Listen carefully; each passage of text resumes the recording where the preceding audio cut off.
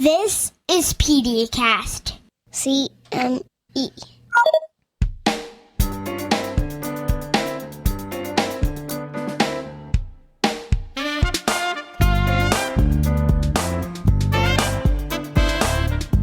Welcome to PediaCast CME, a pediatric podcast for providers. And now, direct from the campus of Nationwide Children's, here is your host, Dr. Mike. Hello, everyone, and welcome once again to PediaCast CME. It is a continuing medical education podcast for healthcare providers. This is Dr. Mike coming to you from the campus of Nationwide Children's Hospital. We're in Columbus, Ohio. It's episode 85 for March 23rd, 2023. We're calling this one Supporting Healthcare Workers Impacted by Grief. I want to welcome all of you to the program. So we have another important topic for you this week, and this is another one of those that really pertains to everyone in healthcare, regardless of your specific role. All of us may experience grief at one time or another, brought on by the loss of a patient or a client. And we're going to explore grief today, and in particular, how grief impacts healthcare workers. So what is grief? What signs and symptoms are expected? What's normal? What may indicate need of assistance from a mental health professional? We'll consider the physical, cognitive, emotional, and social consequences of grief, along with communication, education, and peer support strategies. We'll also discuss the debriefing session and 5 key steps for facilitating this meeting.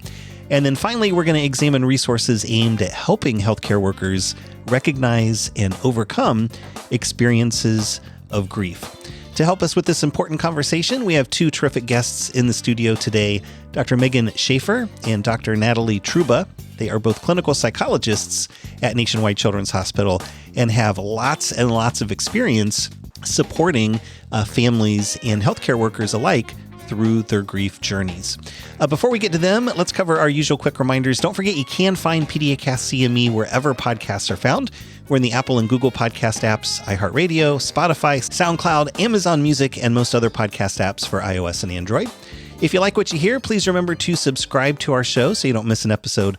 Also, please consider leaving a review wherever you listen to podcasts so that others who come along looking for free continuing medical education credit will know what to expect. Speaking of that credit, it is easy to claim yours. Simply listen to the podcast, which you are about to do, and then head over to the show notes for this episode at PediaCastCME.org. You'll find a link to the post-test in the show notes. Follow that link to Cloud CME, take and pass the post-test, and the Category 1 credit is yours. Again, absolutely free, and we offer credit to many pediatric professionals, including doctors, of course, but also nurse practitioners, physician assistants, nurses, pharmacists, psychologists, social workers, and dentists. And since Nationwide Children's is jointly accredited by all of those professional organizations, it's likely that we offer the exact credits you need to fulfill your state's continuing medical education requirements. Of course, you want to be sure the content of this episode matches your scope of practice. Again, that's going to be most everybody as we consider grief. Complete details are available at PediaCastCME.org. We're also on social media. We love connecting with you there. You'll find us on Facebook, Twitter, LinkedIn, and Instagram. Simply search for PediaCast. And we also have that handy contact link if you would like to suggest a future topic for the program. Again, that's over at PediaCastCME.org. Also want to remind you the information presented in every episode of PediaCast CME is for general educational purposes only. We do not diagnose medical conditions or formulate treatment plans for specific individuals. Also, your use of this audio program is subject to the PediaCast CME Terms of Use Agreement, which you can find at PediaCastCME.org. So let's take a quick break. We'll get Dr. Megan Schaefer and Dr. Natalie Truba settled into the studio, and then we will be back to explore the support of healthcare workers impacted by grief. It's coming up right after this.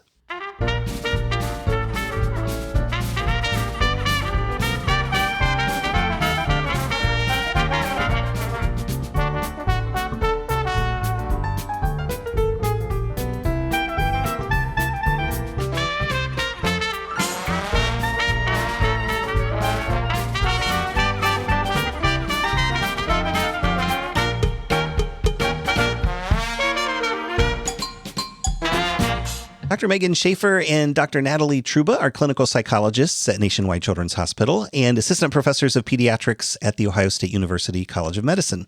They both have a passion for supporting patients, families, and healthcare workers impacted by grief. That's what they're here to talk about today, supporting healthcare workers with grief. But first, let's extend a warm PediaCast welcome to our guests, Dr. Megan Schaefer and Dr. Natalie Truba. Thank you both so much for being here today. Thank you. We're super excited to talk about this topic with you all today. Yes, thank you so much for having us. Yeah, absolutely.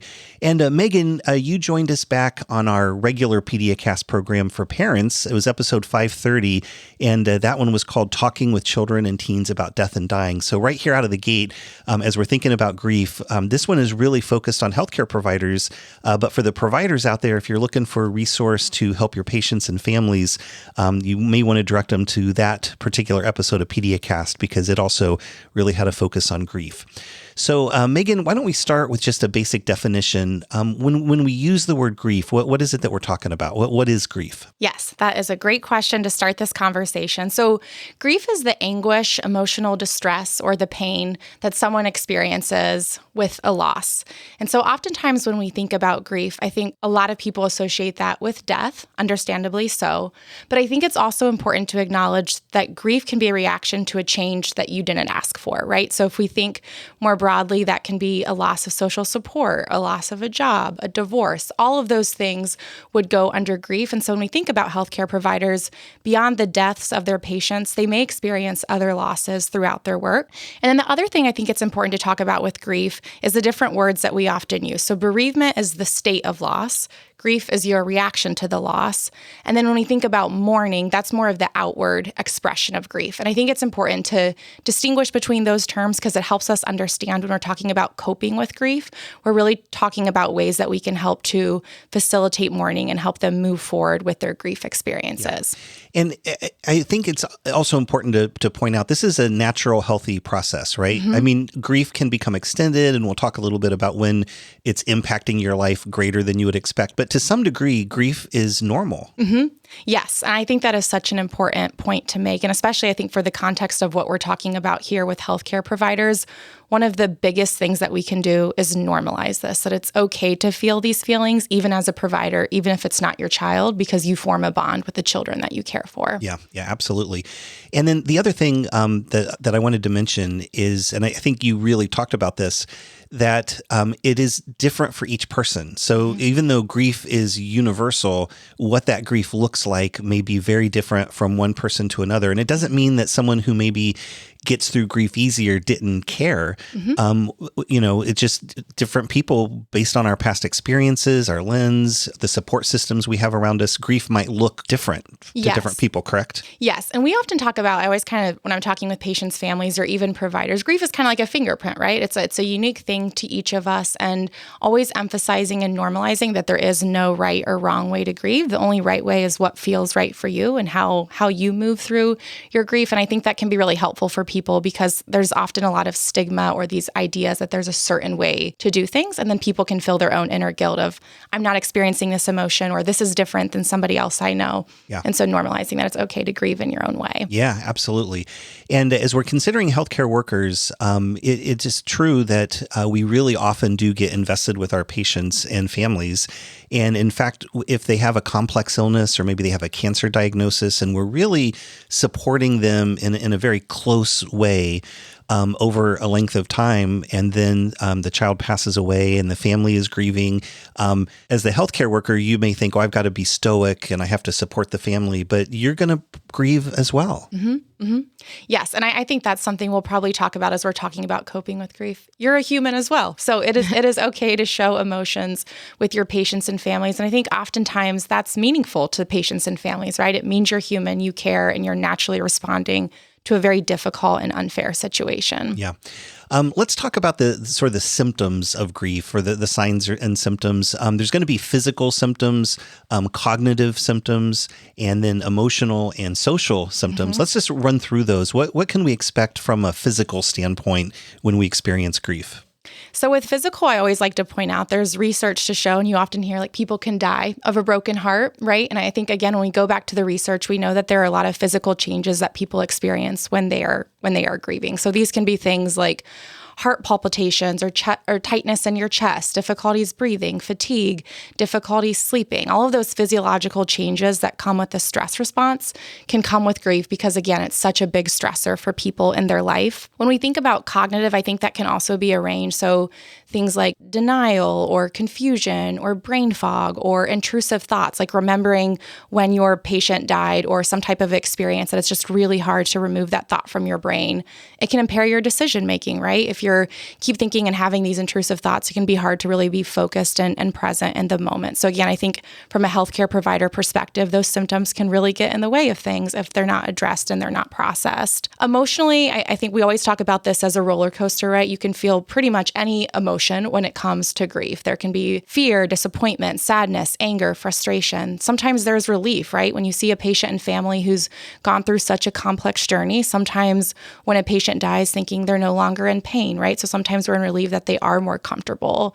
And I think, again, going back to normalizing that any emotion is okay when you're grieving, and it's okay to feel that spectrum, and those will ebb and flow over time. And then from a social standpoint, I think you can see both ends of the spectrum. So sometimes it might be you become more withdrawn. So maybe you stop talking with people because you're overwhelmed with the emotions and the experience, versus other times I think sometimes you see people may become more dependent on people, or like fear of abandonment or being alone. So you might see them kind of draw closer to the people in their life. But I think with grief, as we talked about, there is no right or wrong way. So you can really see the spectrum across these 4 domains of what that might look like for each person who's grieving. Yeah. Even though grief may be different from one person to another, there is sort of a general journey that folks who are traveling through grief take. So kind of stages of grief. Natalie, can you enlighten us on the grief journey? Sure, absolutely.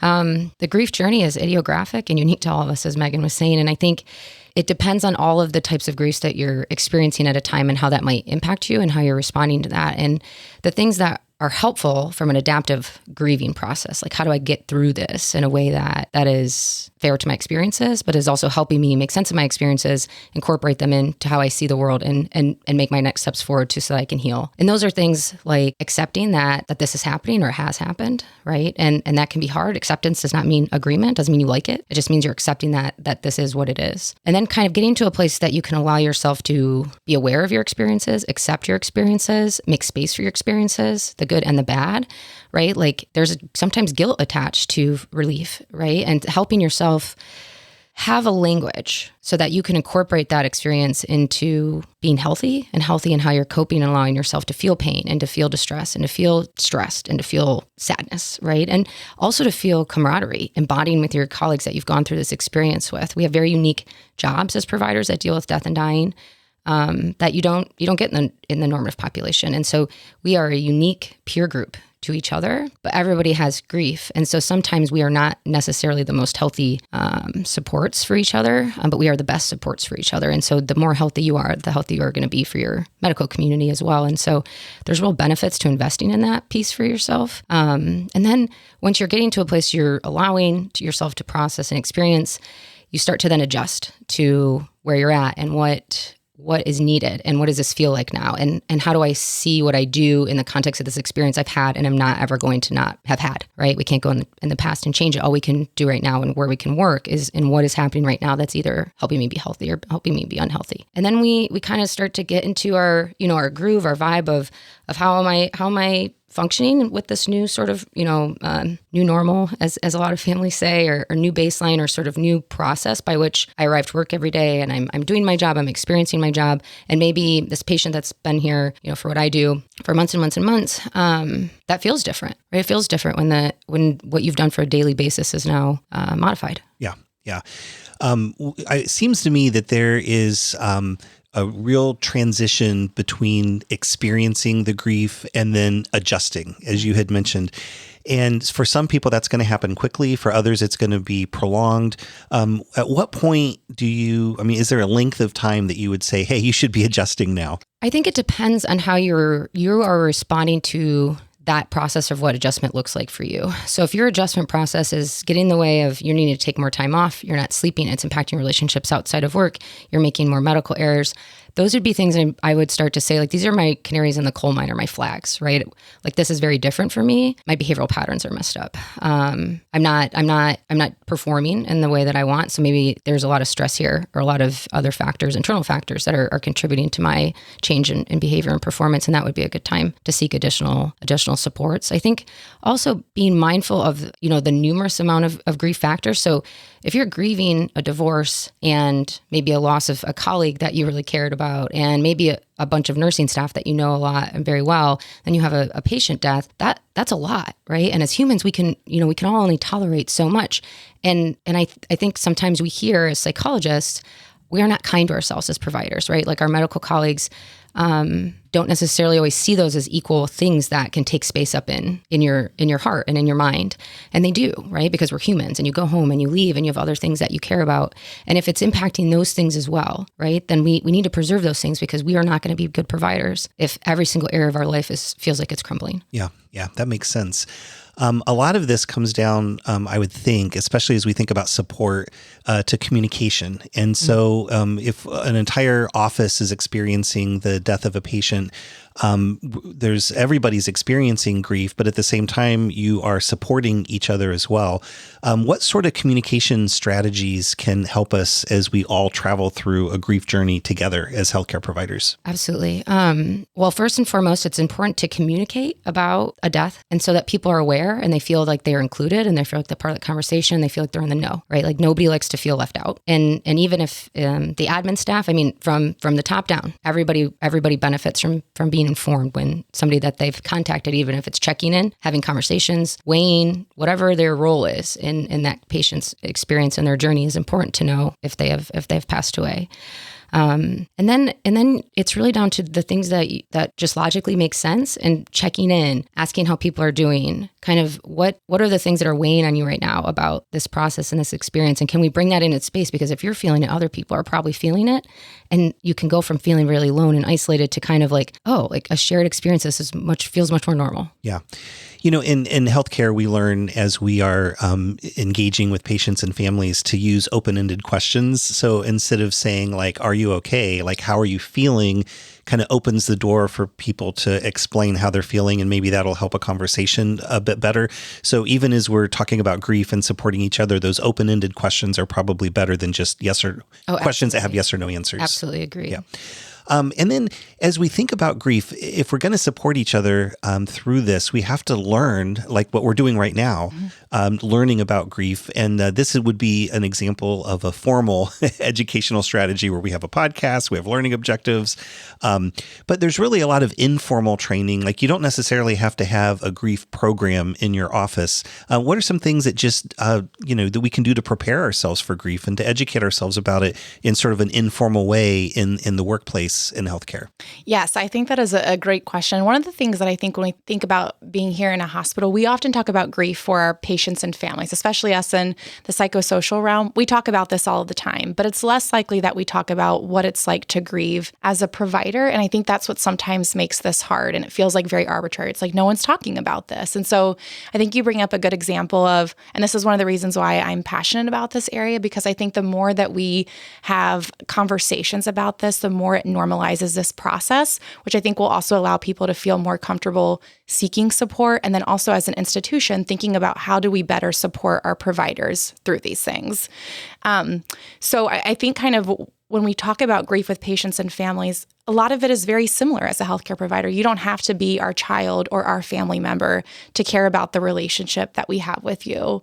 And so I think oftentimes this can happen more informally, where maybe you're on the floor and you know a patient is about to die, checking in with nurses, right? And talking about that of like, hey, I felt this way in a room. Like, I'm wondering what that was like for you when you were in that encounter.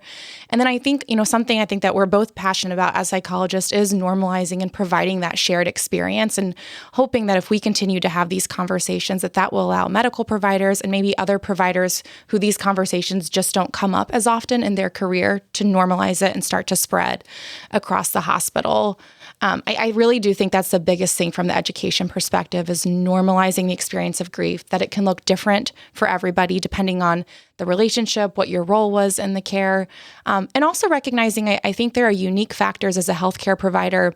I can speak from my personal experience experience. Like if I have a patient that reminds me of a loved one in my life, that strikes differently, right? And that's okay. It's okay that you have different grief for different patients. It doesn't mean that you cared any more or less than a patient, but these are the conversations that I think sometimes we feel guilt and then we keep burying and stuffing them down. And as that builds, it becomes harder and harder to cope with it. So I think any opportunities where we can talk about healthcare provider grief and then also recognizing the impact from the pandemic. And I think that's a really important thing about this subject is that we're coming off some very, very difficult years. And as we mentioned before, with what grief looked like back then when we were in that cycle was much difficult because most of us were also experiencing a lot of our own personal grief for so many things, right? Loss of being able to see family members regularly, loss of just the ability to engage in our typical coping strategies, right? Most of us were stuck at home. Our work wasn't normal. Some people were working at home or like everybody looks different, right? You could really only see people's eyes and everybody's masked up. And then if you think about the providers who were doing the inpatient work, oftentimes they might have been the sole person or maybe just with a parent while a patient died in the hospital, knowing that these patients didn't have the people that they typically would if times were more normal. And so just the grief that built up over that time. And yes, we're getting into a little bit more normalcy, but I think it's important to acknowledge that there probably is still a lot of weight that we are all carrying related to the pandemic and probably impacts the grief that we currently experience. Yeah, absolutely. Even though like this podcast is sort of a formal training program, it may be useful to have someone in your office or in your clinic who does go through a formal training process that then can help in an informal way with the rest of the staff. And here at Nationwide Children's Hospital, we have something called the You Matter program. And so these are basically peer support folks who work alongside us, who do have more formal training in the grief process that can be there as a resource. And as it turns out, when you look at studies, staff really identify that peer support as the most beneficial level of support because this support's coming from someone that you work with, someone that you know, someone who maybe knows who your kids are and what the priorities are for your family and can really kind of speak into each other's lives and support one another. So what sort of peer support strategies are important to have in place? And in particular, in areas of medicine where maybe you do see loss more often, like in HEMONC, for example, or the NICU or the emergency department or the pediatric intensive care unit. What kind of things can be in place that from a peer support standpoint that can really help? Mm-hmm. Yes. Thank you for mentioning the You Matter program, because I think, as you said, again, that it's a helpful strategy and support system for us here in the hospital.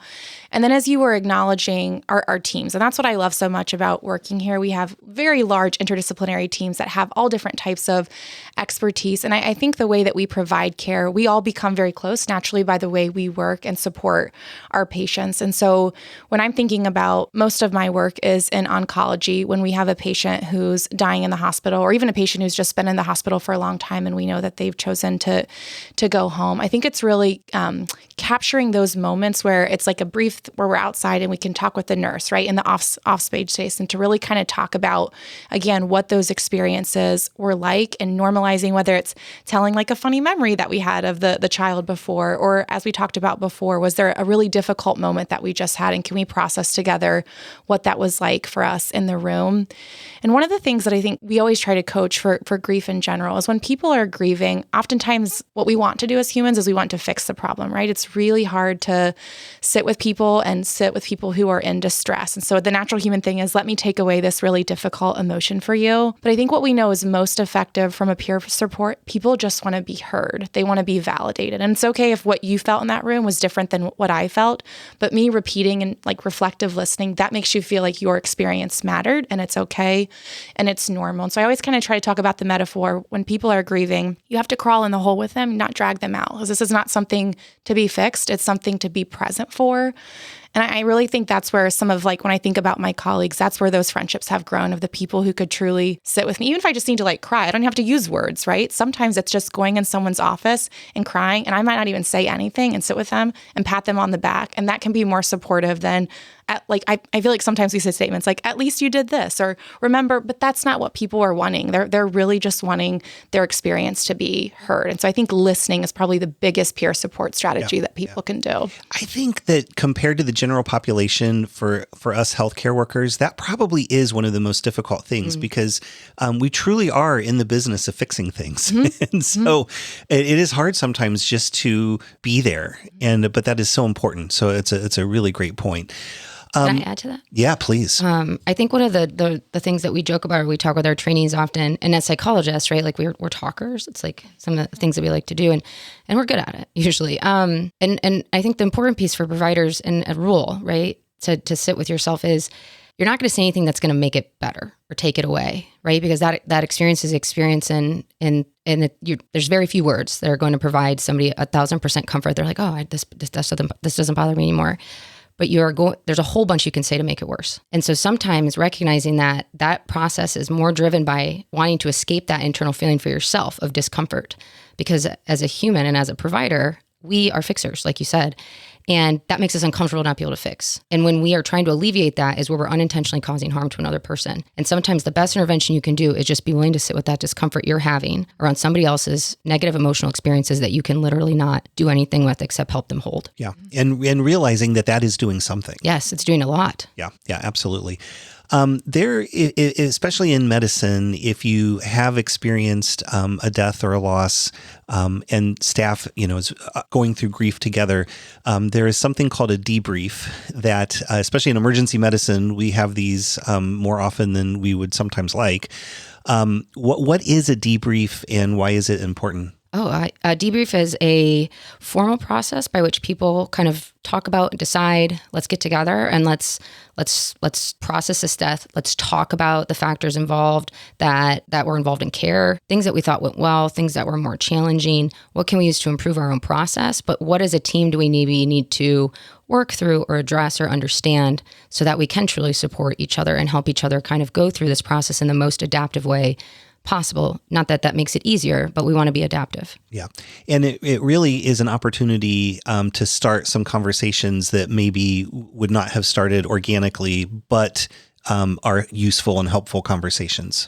Absolutely. And, not all debriefs are ran exactly the same. You don't experience them exactly the same. How death happens is, I think, a big part of how a debrief feels. There's often less need for a debrief or less desire for a debrief when a death goes well, when the process in which is involved with that goes well. The types of deaths are different. A death coming in from a traumatic brain injury or non-external trauma is different than an oncology-related death. I deal with really complex, rare genetic conditions that are fatal.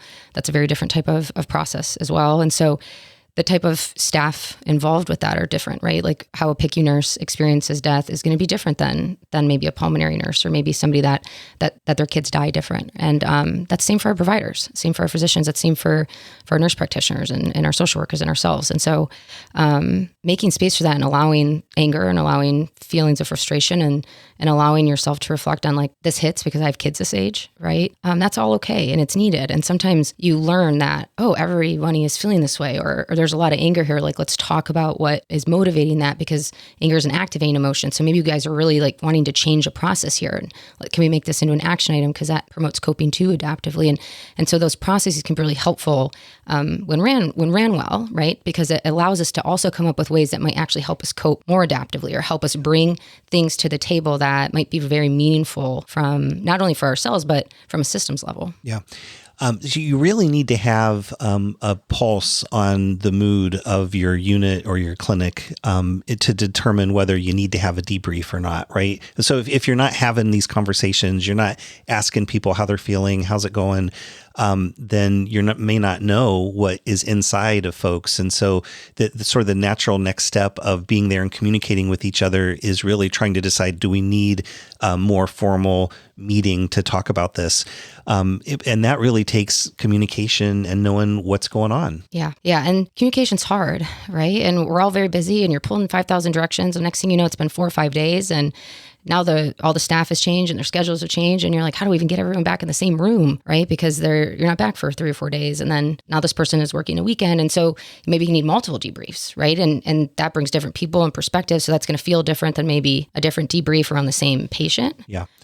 Yeah. And like you mentioned, there's not necessarily a right time or a wrong time to do it. And each individual situation is going to be different. Yes. Yeah. And I think it's really important to have active communication on the floor, on your teams, that isn't just emails, right? Like really going around checking in, even if it's just for 30, 40 seconds, like, hey, how are people doing? Like your unit clerks, like going to your nursing supervisors, the people that kind of have the lay of the land on just knowing how people normally are and just doing quick check-ins and having them go through their chain of command. Like, hey, can you do at your 7 and 7s, just check in with your staff and see how people are doing with this, and just let them know, like, we're aware and we're going to be coming by and checking in and seeing how people are doing, because we really genuinely want feedback and we want to know if we can be better supportive around this patient death. Yeah, absolutely.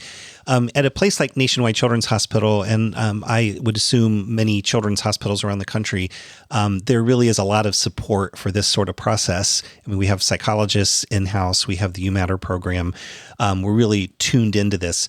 What about like a general pediatric practice or a family medicine practice where there may be a patient that passed away and it was someone that people in the office are really close to, but they don't necessarily have a UMatter program. They don't have psychologists in-house. Are there resources in the community like to bring in that can be like to do a debrief if you're not used to doing one? That's actually a really good question. That is a good question. I actually don't know if there are community agencies that are available to come in and do a debrief. I can certainly speak to how we do that here amongst our psychology colleagues. And psychology is very embedded in almost every program, even our outpatient PCP programs. If that scenario got brought to us, I would say we need to partner with our psychology colleagues, see what is actually available and what we can kind of do to be supportive.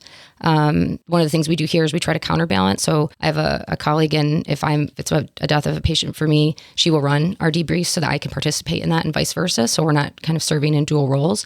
And I think that we could do that for our colleagues in our PCP programs, and even if that's at a distance. But one of the things I'm just realizing, and it's so good to keep you humble, right? Around the things that you don't know because you just never really thought about it. And that isn't something that I've actually truly thought about at a deep level of like, how are we supporting our primary care colleagues that experience these kids and know them for a very long time and maybe aren't involved in sort of the messier pieces of this care when they're admitted, but certainly are very invested in them as humans and their lives and their families. And honestly, like, are probably still caring for their siblings and their parents. And like, so they have this repeat exposure that I think is very different and unique, right? Because they're the ones actually carrying that grief with that family over time and helping that family sort of, when they come into visits, how does this feel? How are you guys doing? How's it be back here? How's it, you're going you have a lab draw at the hospital. Have you been back to the hospital yet? Like, they're going to be ones having those conversations. And I do think maybe, I'm looking at Megan right now, kind of like, wow, we need to be thinking about this and reaching out. And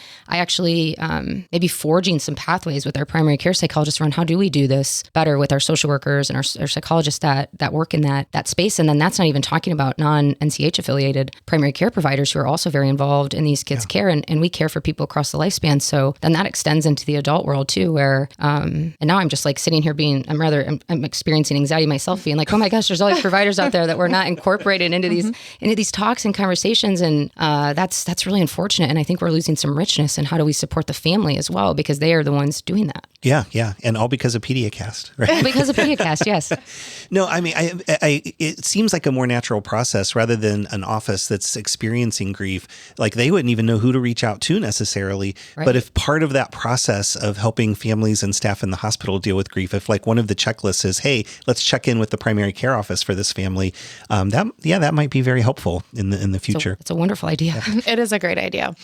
Let's talk the debrief itself. There are 5 key steps of a debrief. So mark this episode down, and if you do have to do a debrief on your own, we're going to kind of walk you through how you do a debrief. And I have the 5 steps, so we'll just go through them one at a time. The first one is really just an introduction. So how do you start the meeting if you're having a debrief? That's a really good question. It depends on who's leading it, I think, on sort of their background and scope of practice. I can certainly speak to how I start a meeting or the ones I've been involved with, but I think allowing people to introduce themselves, kind of have space to explain their role with care, their role with the family, and just kind of give space for people to just kind of share what they want to share, to bring into that space, right? So that people are kind of aware of who's at the table and sort of what sort of lenses maybe are being brought into what was experienced. Yeah. And I would, you kind of want to set a tone of confidentiality too. Oh, yes, absolutely.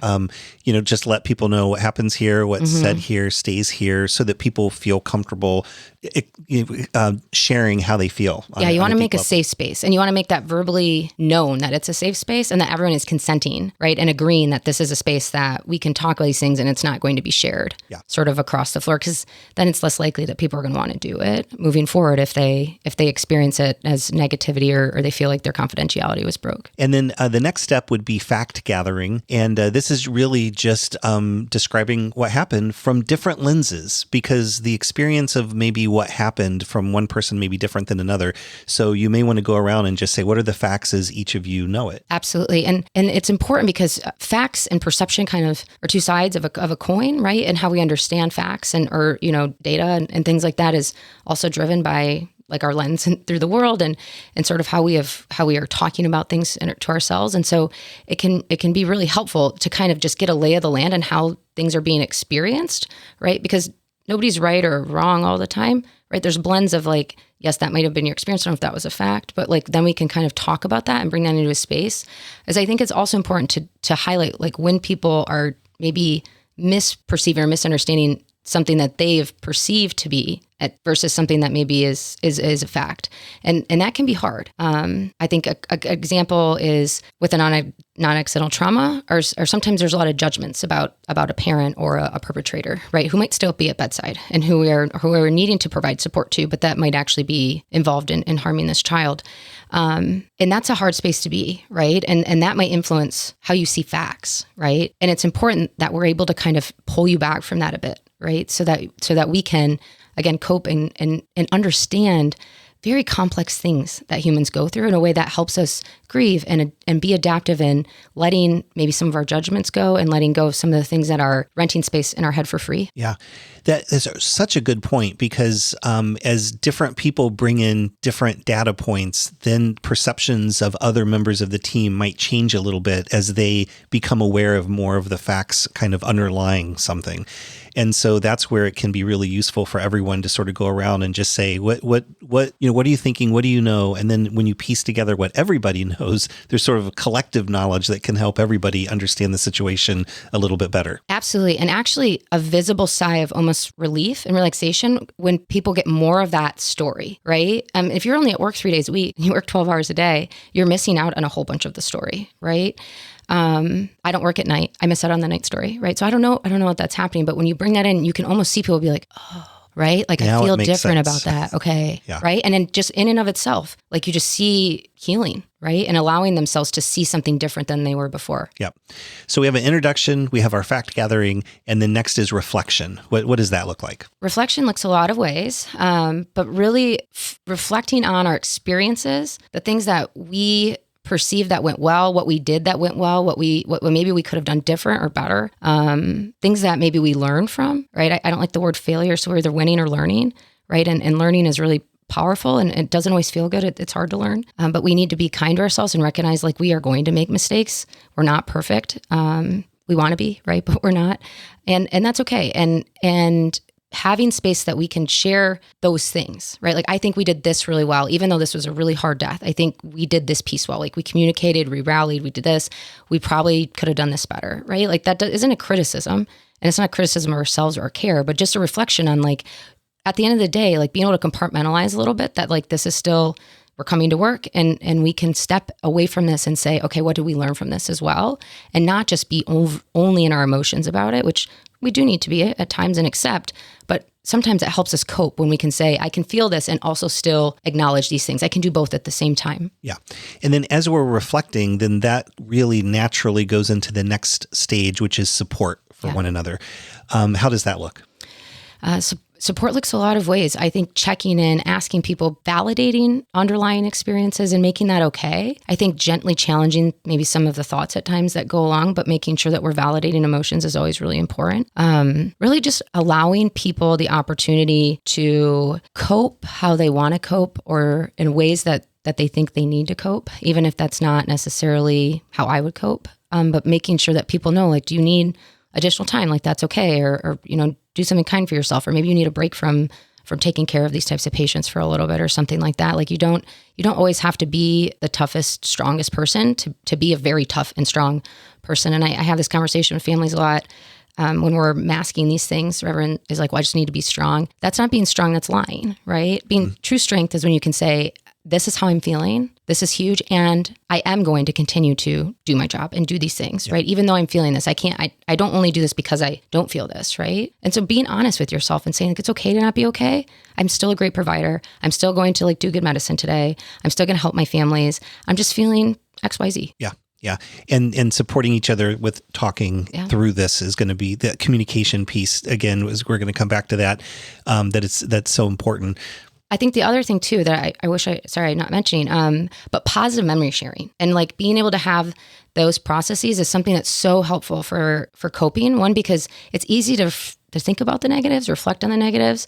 But if you're only thinking about negatives, then you're sort of priming your cognitive sort of repertoire to be overly negative. And so making sure that you're making space and bringing those positives, like tell me a funny story, or do you guys remember when this mom did this? Or you remember when they brought in these things for us, or, the things that families do, or you remember when they sent us that picture or that video and he was doing this, and you can laugh and you can share and just to have that space too, and make sure that people know that that's okay. And just as important as recognizing like the grief type responses, but also the positive memories and the experiences and the positive impact doing what we do, which is such an honor, brings to us and the enrichment that you get from caring for families and patients that allow you into this very intimate space. Yeah.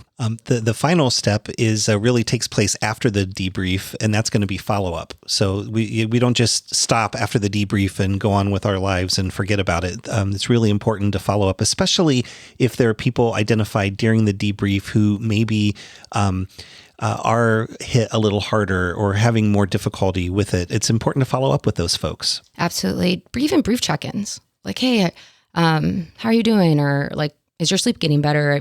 I remember that I was thinking about you the other day and I had a similar experience and it made me think of you. And I just wanted to check in and see how you were doing. Those little brief conversations can have a huge impact on just helping people know that they are supported and they are cared for. And we do see you and we recognize that like you are carrying this around, not because like we see you and we're like, ooh, we look worried about you. You're acting really odd, but just because we care about the people we work with and we know that you're not showing visible signs potentially, or maybe you are, but at the end of the day, we're just acknowledging that, hey, you've had this experience. I'm going to check in on you like I would a friend or anyone else, not every minute of every day, because that's a little incessant, right? But regularly, so that until we're to a place that you're like, you know what, I haven't actually thought about this, or I'm not affected by this anymore. Like, I really appreciate your check-ins or something along those lines to kind of help you know if you do feel like I don't really need check-ins anymore, like giving that feedback. But I think for leadership and those who have more supervisory roles, like just really modeling that is important, because when it's modeled, it becomes culture. Yeah. And then that makes it okay for everyone to do it. Yeah, absolutely. So as we think about these 5 steps, so again, we're going to have an introduction, some fact gathering, reflection, support, and follow-up. Megan, can you walk us through what this looks like in the real world? Because I'm sure that things sort of flow naturally, and maybe if you're leading one of these, you just kind of tick off, okay, did we talk about the facts? Did we reflect? Did we do support? Maybe it might not even happen exactly in that order, right? Mm-hmm. Yes. And I think this is a good question. As we were talking about before, I think because me and Natalie work with different patient populations, our experiences probably look different. So in oncology, I would say a lot of our patients die at home. So it is not often that our patients are dying here in the hospital. And I think that does sometimes change what we're thinking when what that debrief looks like, and also what types of things we're specifically debriefing. And if you often think about when your patient goes on hospice, we're not there, right? It's in their home. And so there might be a large span of their life that we're not physically present and seeing those moments. So the ones that I would say that I have been most present in and has been those home hospice ones, but it tends to be after the patient's death. Like within that week, they usually try to schedule. And it's a virtual one that includes the hospice team. And then it includes all of the providers who cared for them while they were in the hospital. So when they were here for chemo or when they were coming for appointments, radiation. And I think exactly as we talked about that order, it looks like that, right? There's a nice introduction. Our hospice team is usually the ones leading that. That's kind of the way that they have run that. But it's a very conversational one where I think a lot of times we're talking about, as you said, the fact sharing. And specifically for some of the work that I do. So I work a lot in neuro-oncology, and for our patients with DIPG, where we know the prognosis at the front end, I think that is one where oftentimes as providers, we feel helpless in a lot of ways because we know there's not a cure. And oftentimes there's symptoms that come up where it's like on imaging, the tumor has not grown. Yet neurologically, it seems like things are getting worse, right? And we're trying different things. And at the end of the day, like the family is distraught, understandably so. Because brain cancer takes away almost everything, right? It's like a child is trapped inside their body, but sometimes they can't speak, they can't eat, right? Like it's all of these things, and we know they're in there. But that grief that starts from the moment you hear the diagnosis, because right now where research is, we know where that outcome is. And so those are the ones that I think are really helpful because we all feel helpless in those moments. And so I think really calling out those emotions while also identifying, as Natalie was saying, you can't just dwell in the thing of what was difficult, right? But what things went well. And despite all of the challenging things the family experienced, how did we support this family and make them feel validated? And then I think from the hospice ones, and my favorite part is, as Natalie was mentioning, it's really that memory sharing. And I do think that is one of the most powerful things in terms of coping with grief. It's funny stories. It's way that we rallied around the family. It's ways that we rallied around each other for very difficult moments. And that builds friendship, it builds trust and connection. And I think those are the things too, that when you have those stories, whether it's like, I think on our badges, right? Sometimes we have things that a patient made for us, or when patients make, I put everything in my office, right? That those are the things that we connect. But when you see it on the floor, you see somebody wearing a badge, that's like a really nice thing to say, like in follow up, right? Oh, hey, yeah, just like saw that on your badge. Like, remember that story we had? And I think when we think about society, we can be a grief averse culture, right? It's a hard thing. So sometimes it's easier not to say anything versus to acknowledge it. And so when we think about the hustle and bustle of the hospital, finding those intentional moments where we can bring up a patient's name, and then that kind of allows naturally, I think, to check in on patients and families. But again, I think depending on where our patients are dying and whether it's a good death or it was more of a traumatic, unexpected, the content of those conversations tends to look a lot different. Yeah, that makes a lot of sense. And again, there's not a cookie cutter approach to this. It really depends on the group and the collective feelings of the group and where these conversations are going to go. After a patient passes away, there's often a funeral or a memorial service, and I have. From a family standpoint, I'm not sure that people always think to tell the healthcare workers about this. But healthcare workers often do want to be involved in funeral services.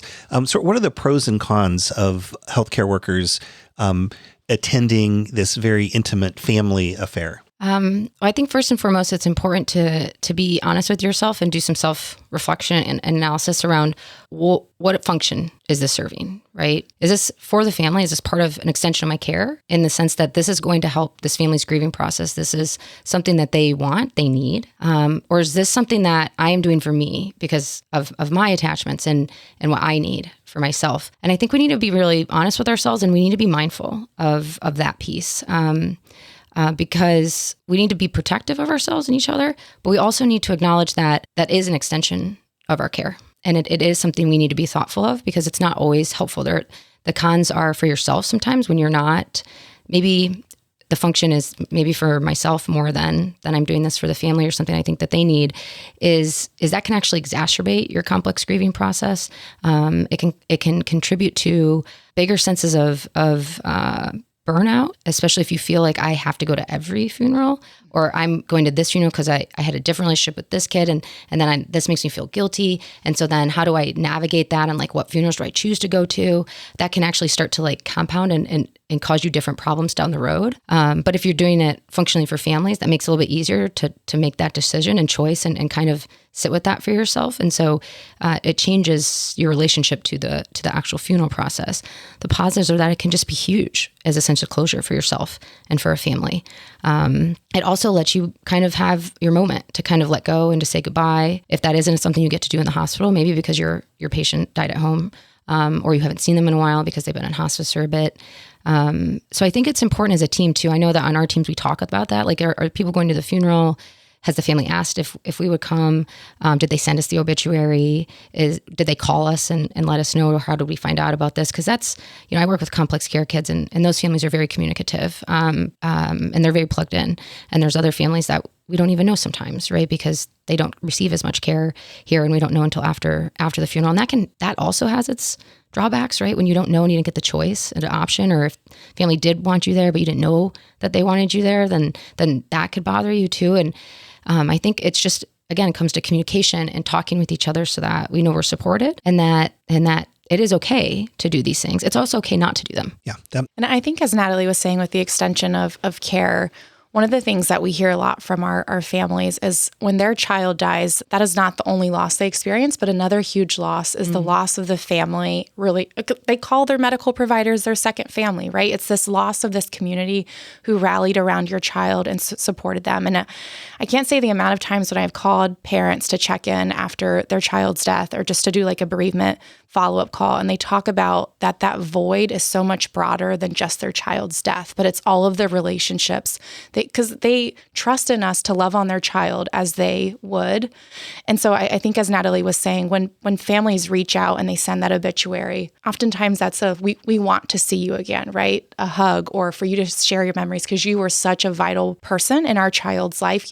And I think the other part is medical providers are us as a team are sometimes the only people who truly knew that child during their illness or when they were getting treatment, at least in the oncology world, right? Sometimes because with their counts, right, they're not seeing a lot of other people. And so that experience, I think, for them is we are people who can relate to that and be able to share stories and memories from that time. And then even moving forward, as Natalie said, it doesn't have to be just the funeral, right? If you can't go to the funeral, you can still call the family as a team. You can still send a card. I think that idea that it's not that your patient or your child was just a number, but we're still trying to connect with you and know that your child mattered.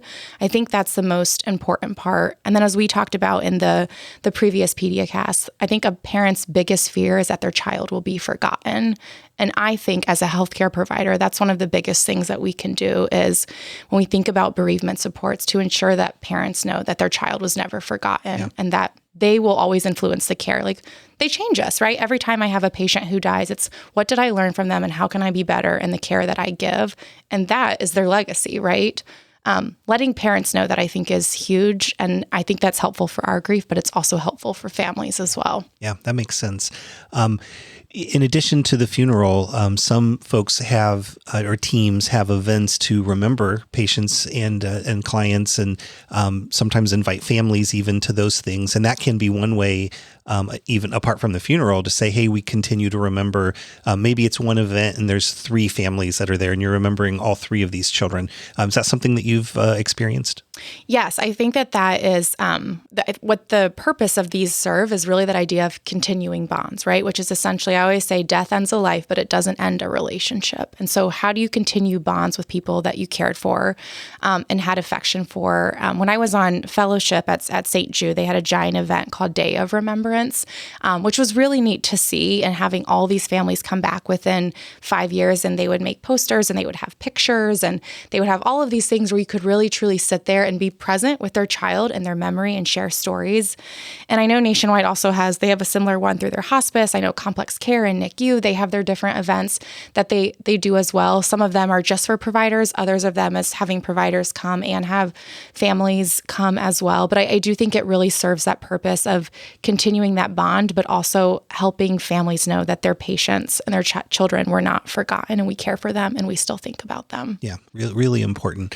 Natalie, as we think about grief, and now we're a little bit farther out and we're expecting to be able to do this adjustment and kind of get on with our lives, but still remembering and still supporting. At what point do we really need to look to getting someone connected to professional help if they're having difficulty with that adjustment period? And where do we find resources to help those folks? I would say within the first, if after few months, I would say if you're noticing that within a few month period of time that you have not been able to reincorporate your typical routines and behavior patterns and the things that are sort of normative for you, I would say that seeking professional help is probably warranted at that time. If you've had continually compounded grief experiences and it's kind of serving as a barrier, right, to being able to kind of process adaptively or work through grief, that would be another really good time to seek out and reach out to maybe a mental health provider, maybe the Matrix program here offered through our EPA. I think there are providers in the community that specialize in working with medical professionals, and I find them to be very helpful because we have very unique jobs, and having somebody that kind of gets that, because you don't know what you don't know, right? And psychologists are part of that group as well. And if you haven't done this, it's hard sometimes to help to really understand. And sometimes it's not just like, oh, well, just don't do that, right? Like, don't expose yourself to that, right? Well, I wouldn't be able to be a doctor anymore, right? Maybe. And so it's not really a helpful strategy. And so it really can be helpful to find people that has lived this or kind of get it. Yeah. And have experience helping healthcare workers in their grief journey.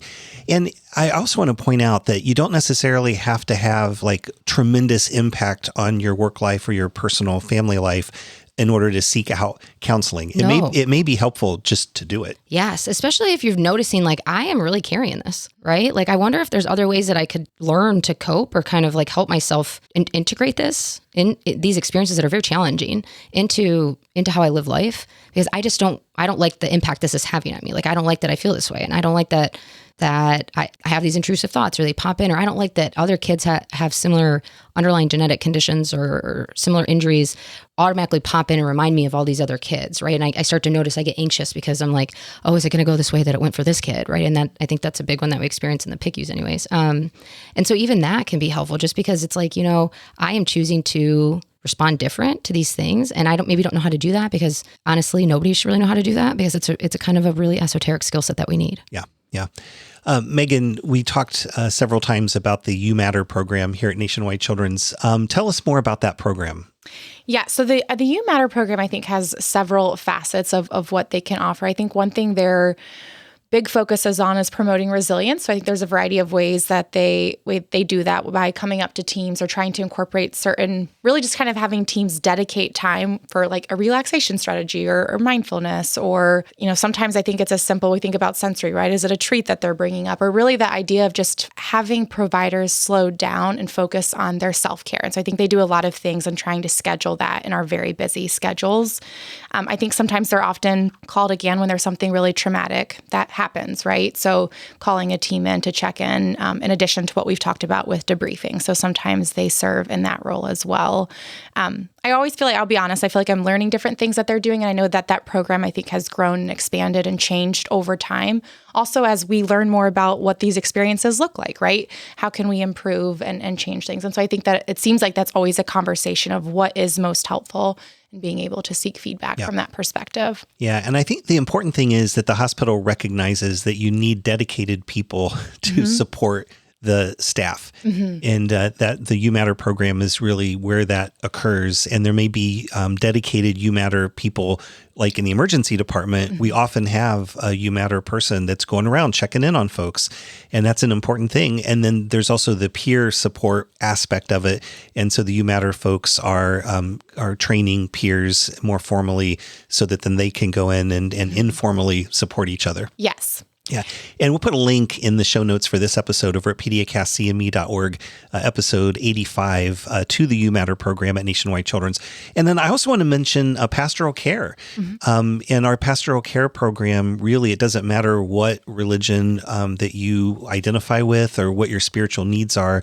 They're really there to help everybody. And they're an important part of the team as we think about grief. Yes. And I think other resources to think about, we have our EAP matrix, psychological, for the counseling sessions that the hospital offers. So that can be a resource. As Natalie mentioned, there are providers here in the Columbus area that specialize in working with medical teams and psychosocial providers. And I think the encouraging really to reach out to your psychologist on your teams that are embedded, right? We can help connect you or find people that can really kind of fit the expertise that you need in being able to support yourself through this grief process.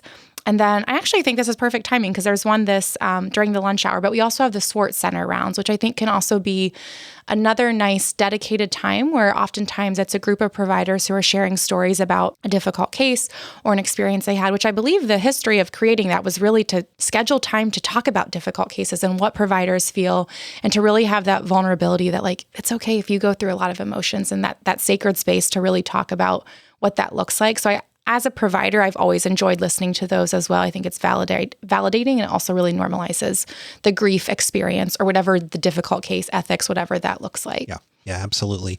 Natalie, before we end, the behavioral health program, psychology programs here at Nationwide Children's, we do a lot more than just journey with folks through the grief process. Tell us a little bit more about psychology here in the behavioral health program. Absolutely. Psychology is integrated and embedded on most every medical team. We are very visible and present on our inpatient teams, especially. And our primary care program does have a robust number of psychologists. And so we do have our hands in a lot of places. And I say that, one, because I think what Megan had just said about incorporating, reaching out, involving your psychologist can be helpful. You have somebody in your teams that is spent a lot of time being trained in how to help through this. And in that it feels different to have somebody integrate on your team that people know, that they know get it, that maybe walk this with you, have these conversations, or sit at that table than a stranger sometimes. And the providers and the teams feel that. We are very tight-knit groups, and we share a lot of challenging things that just kind of bonds you and brings you together in ways that it's, I think, hard for outsiders to some sort of step in and be able to provide a support that feels supportive always. And so I think recognizing like coping can look a lot of ways, and you don't, if you're thinking maybe I should seek out therapy, then that's probably a good time to seek out therapy, right? If you have the thought. But there are other times like it's okay to just sit down and have lunch together and laugh or joke, or go out for a happy hour, or go for a walk off your downtime. Or not everything has to be formal and everything has to be intense, right? Like play sports together, whatever, right? Like color together. I don't know, whatever you guys want to do, right? But I think making space to like have fun and not just only experience the heavy, right? But we have to balance and we have to make that intentionally, right? Like, okay, we have to kind of let this go. Like we've been dwelling here for a long time and we can't go back and change it. So like what can we do as a team to kind of shift this feeling for ourselves, because we are making a choice that this is how we want to cope. And so I would incorporate your psychologist into that. And then, we can certainly provide referral resources to help get people linked, our providers, our medical staff to different type of community-based supports.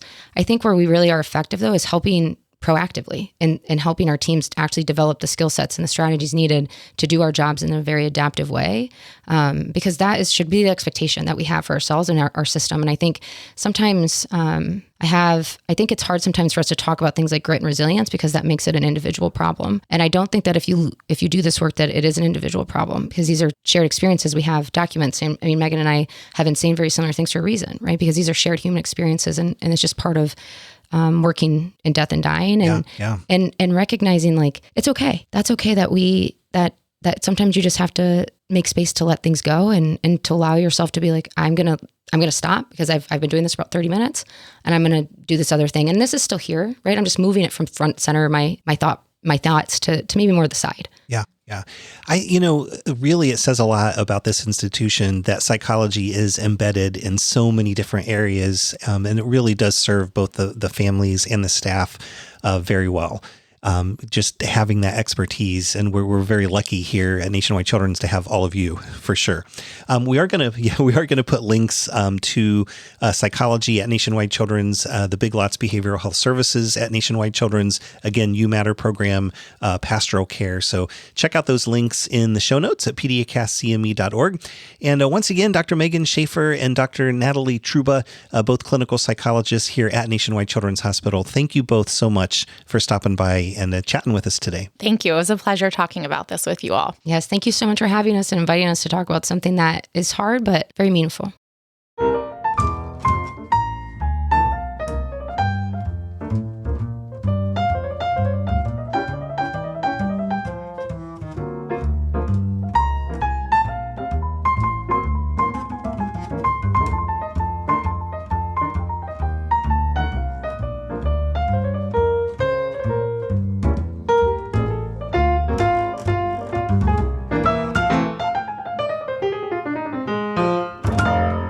We are back with just enough time to say thanks once again to all of you for taking time out of your day and making PediaCast CME a part of it. Really do appreciate that. Also, thanks to our guests this week, Dr. Megan Schaefer and Dr. Natalie Truba, both clinical psychologists at Nationwide Children's Hospital. Don't forget, you can find us wherever podcasts are found. We're in the Apple and Google podcast apps, iHeartRadio, Spotify, SoundCloud, Amazon Music, and most other podcast apps for iOS and Android. Our landing site is PediaCastCME.org. You'll find our entire archive of past programs there, along with show notes for each of the episodes, CME information, our terms of use agreement, and that handy contact page if you would like to suggest a future topic for the program. Reviews are helpful wherever you get your podcasts. We always appreciate when you share your thoughts about the show, and we love connecting with you on social media. You'll find us on Facebook, Twitter, LinkedIn, and Instagram. Simply search for PediaCast. So you've listened to the podcast. Now be sure to claim your free Category 1 continuing medical education credit. Really easy to do. Just head over to the show notes for this episode 85 at PediaCastCME.org. You'll find a link to the post-test there in the show notes. Follow that link to Cloud CME, take and pass the post-test, and the Category 1 credit is yours. Super easy, right? And again, we offer credit to many pediatric professionals, including doctors, nurses, nurse practitioners, physician assistants, pharmacists, psychologists, social workers, and dentists. Of course, you'll want to be sure the content of the episode that you're getting credit for matches your scope of practice. Complete details are available at PediaCastCME.org. Also want to remind you, we have an evidence-based podcast for moms and dads, plain PediaCast without the CME. Lots of pediatricians and other providers also tune in as we cover pediatric news, answer listener questions, interview pediatric and parenting experts, and shows of that podcast are available at the landing site for that show, PediaCast.org. Also available wherever podcasts are found. Simply search for PediaCast. Thanks again for stopping by, and until next time, this is Dr. Mike saying stay informed, keep it evidence-based, and take care of those kids. So long, everybody.